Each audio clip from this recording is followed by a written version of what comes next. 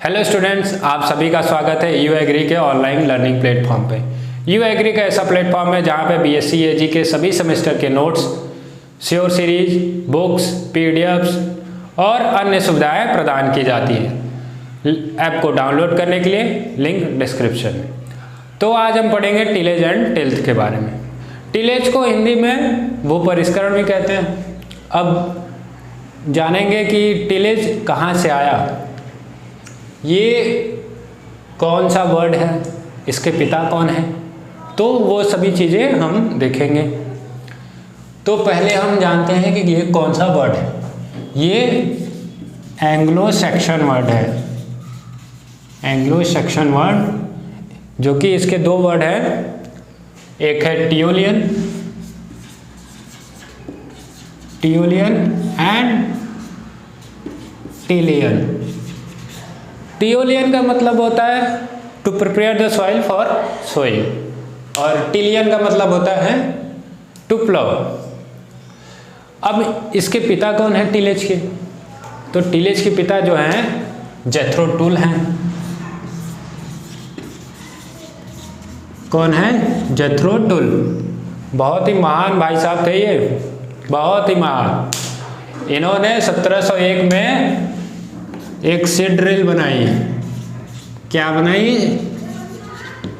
Seed drill. फिर उसके बाद हो बनाया। तो सीड ड्रिल क्या है? सीड ड्रिल एक मैकेनिकल सोइंग मशीन है।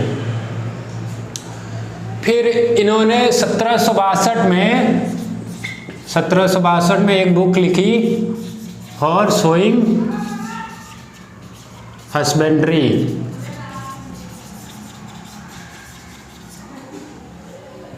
पूरा इन्होंने टिलेज को एक साइंस का रूप दे दिया। इतनी पढ़ाई की टिलेज पे, इतना पढ़ा है कि बोला कि नहीं, टिलेज है एक क्रिया नहीं है, टिलेज एक अपने आप में साइंस है। बहुत सारे प्रोसेस है, बहुत से भागों में इसको विभाजित कर दिया।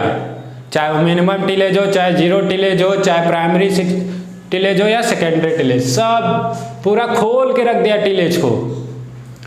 तो अब हम बात करेंगे कि आखिर टिलेज को हमको डिफाइन करना है तो हम कैसे करेंगे। तो पहला लिखा है, the agriculture activities which are done from the preparation of land और field to the harvesting of crop is known as tillage. भूमि या खेत की तैयारी से लेकर फसलों की कटाई तक जो भी क्रियाएं की जाती हैं वे सभी भूपरिष्करण कहलाती हैं। क्या कहलाती है? भूपरिष्करण। एक बार फिर से सुन लीजिए, भूमि या खेत की तैयारी से लेकर फसलों की कटाई तक जो भी कृषि क्रियाएं की जाती हैं वे सभी भूपरिष्करण कहलाती हैं। अच्छा, अब दूसरा देख लीजिए, दूसरा क्या कह रहा है? Tillage is mechanical change of soil to provide the proper soil condition necessary for the growth of crop. भूपरिष्करण जो है वो यांत्रिक परिवर्तन है भूमि का, जो कि एक उचित भू परिस्थिति प्रदान करता है। किसको? फसल को एक उचित भू परिस्थिति प्रदान करता है, फसल को हमारे बढ़वार में मदद करने के लिए। अब ये दूसरा लाइन है, tillage includes all those activities which are used to change the physical properties of soil. भू परिष्करण में वे सभी क्रियाएं सम्मिलित हैं जो कि भूमि के भौतिक गुणों को परिवर्तन करने के लिए लाई जाती है। तो अब तीसरा है, तीसरा मैंने खुद से लिखा है। ये अब बोलेगा एग्जाम में, जैसे कि वाइवा जब होता है हमारा, तो एग्जामिनर पूछ ही देता है कि एक लाइन में डिफाइन करो टिलेज को। तो सीधे सीधे हम कहेंगे, physical manipulation of soil by tools and implements is known as tillage.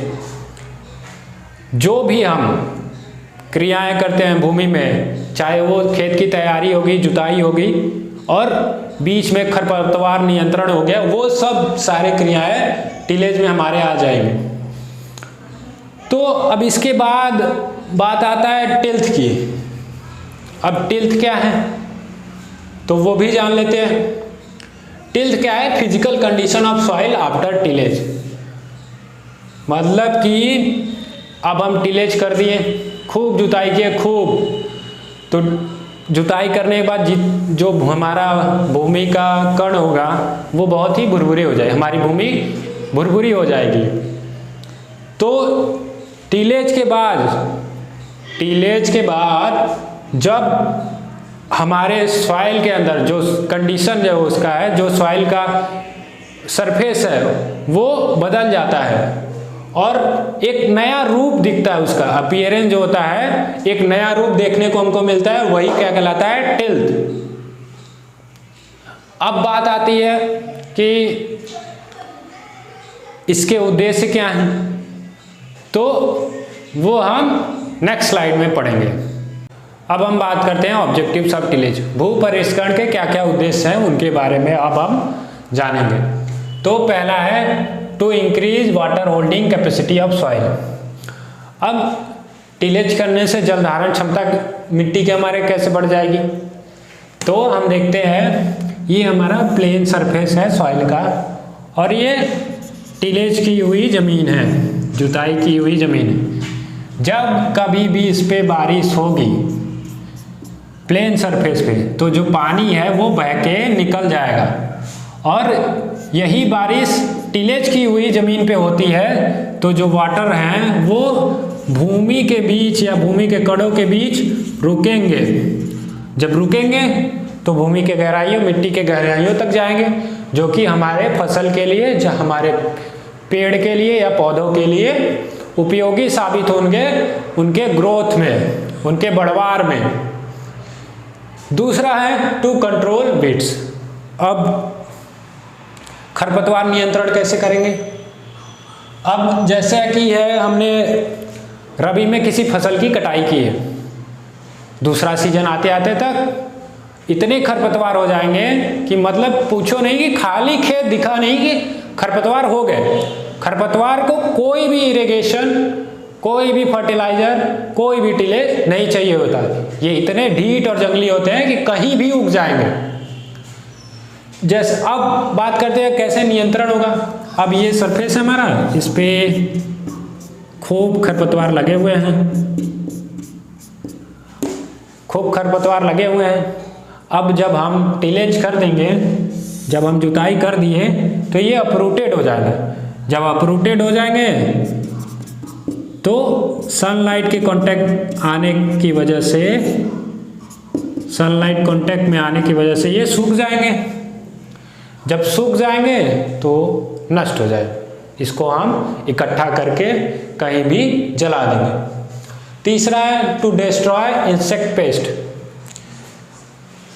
Insect pest को नष्ट करने के लिए, अब टिलेज करने से हमारा इंसेक्ट पेस्ट कैसे डिस्ट्रॉय हो जाएगा?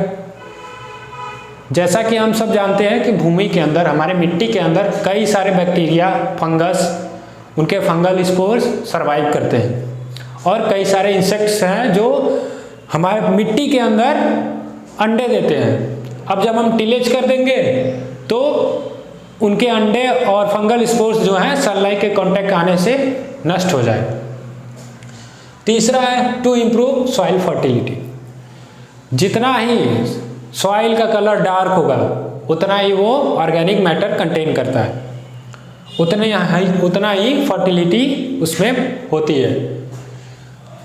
अब हम मिट्टी को पलट दिए, जो नीचे की फर्टिलिटी लेयर है, उपजाऊ लेयर है, सतह है, वो ऊपर आ जाएगी, जो कि हमारे सीड जो है जर्मिनेट करने में उपयोगी साबित होगी और मदद करेगा।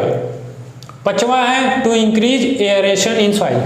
अब ये हमारी प्लेन सतह है, एकदम सख्त है, अब इसमें एयर तो आएगा नहीं, इसमें एयर तो घुसने की जगह ही नहीं है, तो एयर कैसे जाएगी और ना ही निकलने की। अब ये टिलेज की हुई ज़मीन है, इसमें एयर, इसके जो कण हैं वो आराम से वायु संचार हो सकता है।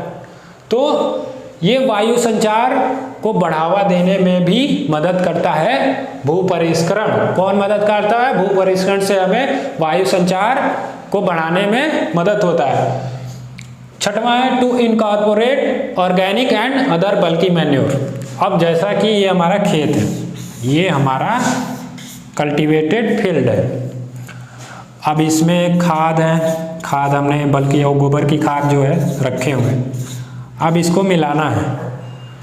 तो जब हम टिलेज कर देंगे, जब जुताई कर देंगे अपने खेत की, तो ये सब भूमि के अंदर मिल जाएंगे, भूमि के अंदर मिल जाएंगे, जो कि हमारे क्रॉप को, हमारे फसल को बहुत ही अच्छा ग्रोथ होने में मदद करेंगे। बहुत सारे न्यूट्रिएंट्स हमारे मैन्योर से, फर्टिलाइजर से मिलते हैं। ये सब थे सारे उद्देश्य टिलेज के, भू परिष्करण के उद्देश्य। क्या क्या होता है? To increase water holding capacity of soil, जल धारण क्षमता बढ़ाता है, खरपतवार को नियंत्रण करता है, इंसेक्ट पेस्ट को डिस्ट्रॉय या नष्ट करता है, to improve the soil fertility, भूमि को उपजाऊ बनाता है या इम्प्रूव करता है, सुधार करता है। पांचवा है to increase aeration in soil, वायु संचार को बढ़ावा देता है। छठवां है to incorporate organic and other bulky manure, खाद और मैन्योर, खाद और उर्वरक को मिलाने में मदद करता है। तो ये सब थे सारे उद्देश्य। आज हमने पढ़ा टिलेज के डिफिनीशन, टिलेज के फादर कौन है, टिलेज कहाँ से आया है, टिलेज कौन सा वर्ड है, तो उसके बारे में आज हमने अच्छे से जाना। मिलते हैं नेक्स्ट वीडियो में, तब तक के लिए धन्यवाद। स्वस्थ रहिए, मस्त रहिए।